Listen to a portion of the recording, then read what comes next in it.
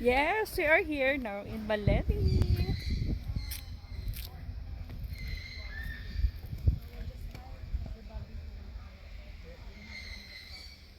It's nice weather today.